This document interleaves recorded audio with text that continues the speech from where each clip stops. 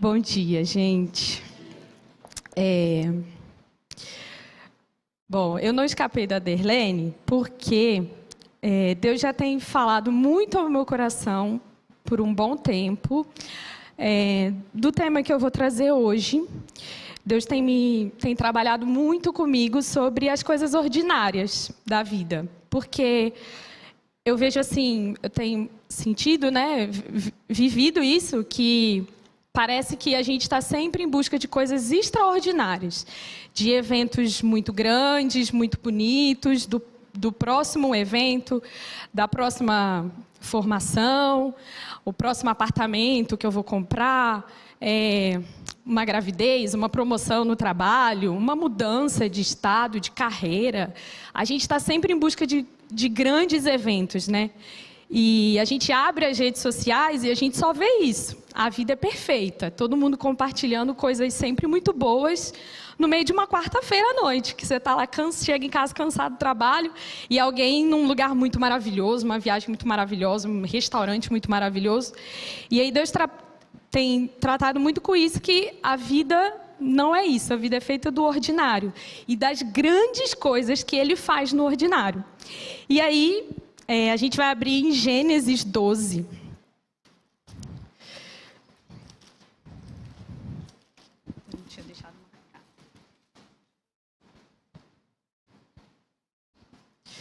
E a gente vai ver que Deus prometeu algo super extraordinário na vida de um homem, que foi Abrão até então, né?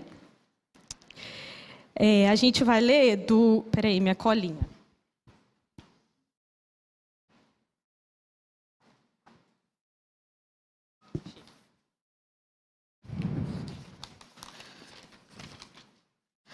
Do versículo 1 ao 4, que diz assim, o título é assim: Deus chama Abrão e lhe faz promessas. Ora, disse o Senhor a Abrão: sai da tua terra, da tua parentela e da casa de teu pai, e vai para a terra que eu te mostrarei. De ti farei uma grande nação, e te abençoarei, e te engrandecerei o nome. Sê tu uma bênção. Abençoarei os que te abençoarem, e amaldiçoarei os que te amaldiçoarem. Em ti serão benditas todas as famílias da terra. Partiu, pois, Abrão, como lhe ordenara o Senhor, e Ló foi com ele. Tinha Abrão 75 anos quando saiu de Harã. Caramba, que coisa grandiosa que Deus iria fazer na vida de Abrão. Realmente era uma expectativa muito grande, de uma coisa realmente inimaginável na vida de Abrão. Então eu fico imaginando que Abrão ficou nessa expectativa de viver essa promessa tão grandiosa na vida dele. Só que até o cumprimento da promessa, até chegar esse evento tão grande na vida de Abrão, ele passou por algumas coisas. Quando a gente continua a leitura aí, eu vou fazer um resuminho, tá? Gente, eu marquei tudo aqui, tudo saiu, sabia? Peraí. Aqui, pronto, achou. Bom, primeiro, no capítulo 12, Abrão sai da terra dele, e Abrão não vai sozinho, só ele e Sara. Oh, meu Deus. Isso. E Ló. Abrão, gente, tinha muita terra, tinha muita propriedade, muitos servos também. Então, sai uma caravana atrás de Abrão. E ele estava indo para um lugar que ele nem sabia onde que era. Ouvindo um Deus que nem era o Deus dele até então. Ele vivia numa terra de muitos ídolos, né? E muito idólatra. E aí ele sai andando, ele chega até o Egito. Lá no Egito ele teve que ficar longe de Sara, porque ele estava fugindo da fome. E aí ele tem medo de ser morto, então ele faz lá as coisas e fica longe de Sara, da mulher dele, né? No capítulo 13, ele se separa de Ló, o sobrinho dele, para evitar conflitos. No capítulo 14, ele passa até por uma guerra, e aí ele resgata Ló lá da encrenca que Ló se meteu, e manda os homens lá para resgatar Ló. Isso assim é só um resumo, mas foram coisas que aconteceram na vida de Abrão, e ele já tinha recebido a promessa, ele já estava na expectativa de uma coisa muito grande que ia acontecer. E talvez Abrão falou: nossa Deus, mas você me prometeu isso, e eu não sabia que ia ser assim tão difícil, né? E aí a gente vai lá para o capítulo 15. Depois de passar por tantas coisas, né, até chegar à promessa, que ainda não tinha chegado, aí a gente tem o capítulo 15.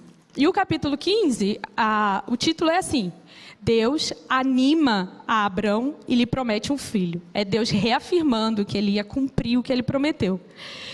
Depois desses acontecimentos, esses que eu acabei de contar, veio a palavra do Senhor a Abrão numa visão e disse: Não temas, Abrão, eu sou o teu escudo, e teu galardão será sobremodo grande. Respondeu Abrão: Senhor Deus, que me haverás de dar se continuo sem filhos, e o herdeiro da minha casa é o Damasceno Eliezer?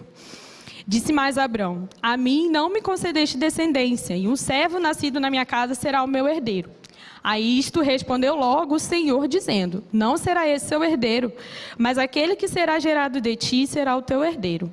Então conduziu até fora e disse: Olha para os céus e conta as estrelas, se é que o podes.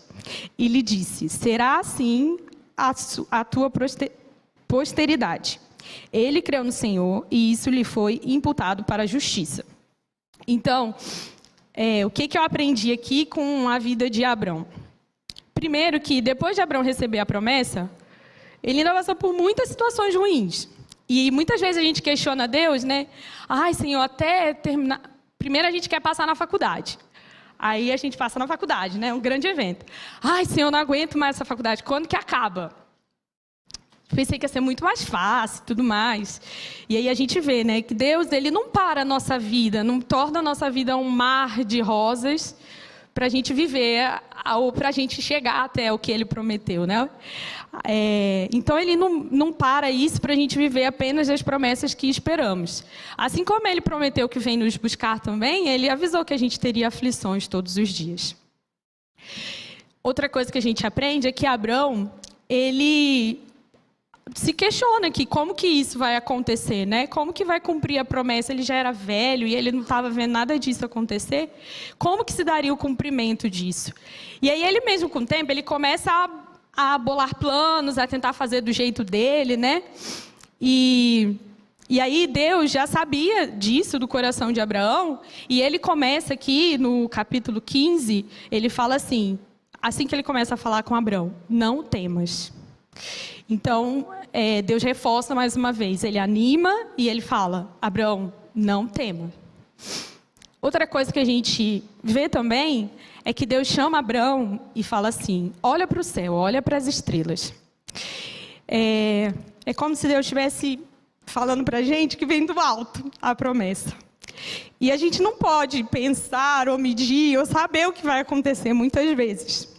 E o nosso coração, a gente vê o servo ali. Não, tá aqui, eu vou ter que arrumar o jeito, vai ser esse aqui, meu descendente, né? Eu vou fazer aqui do meu jeito. E aí Deus vira e fala assim: não, você nem pode contar as estrelas, é assim que eu vou fazer.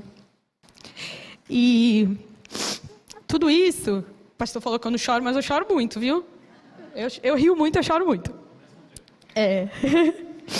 E então a gente vê que esse tempo ele foi essencial para Abrão. Por onde Abrão passou, ele armou altares a Deus. Na minha leitura aqui, eu posso estar errada, e depois o pastor pode corrigir, mas tem registrado 3 altares que Abrão armou ao Senhor, né? E Deus foi glorificado em todos esses lugares que Abrão passou. Pela vida de Abrão, né? A gente vê lá no Egito, com Melquisedeque, no testemunho que ele teve de evitar contenda com Ló, que ele podia muito bem armar uma guerra lá com Ló, ele tinha muito mais posse, ele vira para Ló e fala assim: você escolhe onde você quer, para a gente não ter briga. Como que isso repercutiu nos servos deles vendo isso, né? E assim, também na nossa vida, a gente muitas vezes quer fazer do nosso jeito, até chegar àquilo que a gente espera tanto, que tem entregado ao Senhor. Mas a gente tem que contemplar na nossa caminhada apenas uma coisa: que tudo isso que a gente passa, só tem um único motivo, que é glorificar a Deus, é glorificar Ele mesmo. A nossa caminhada não é sobre a gente só. Que quando a gente vai fazer as coisas do nosso jeito, sai tudo meio embolado, igual o Abrão aqui tentou fazer lá, e Sara também, né? Então, nós temos que, por onde Deus colocar a gente, onde a gente passar, construir altares a Ele. ser instrumentos de paz, assim como Cristo foi quando andou aqui, e que a gente possa viver essa vida aguardando a grande promessa que Ele nos deixou, né? Independente daquilo que a gente quer que aconteça ou não, tudo é sobre isso, tudo é sobre Ele. E é isso. Vou orar.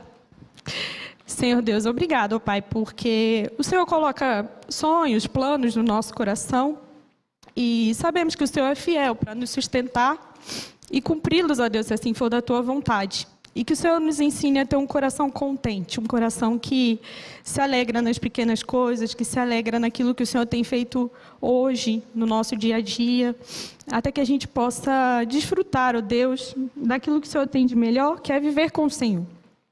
Que o Senhor nos faça, ó Deus, olhar somente para o Senhor, somente para o alto, sabendo que o Senhor não nos desampara, o Senhor nos anima e o Senhor fala para a gente não temer. Obrigado por tudo que o Senhor tem feito nas nossas vidas, nessa igreja. Eu te agradeço por tudo isso e peço no nome de Jesus. Amém.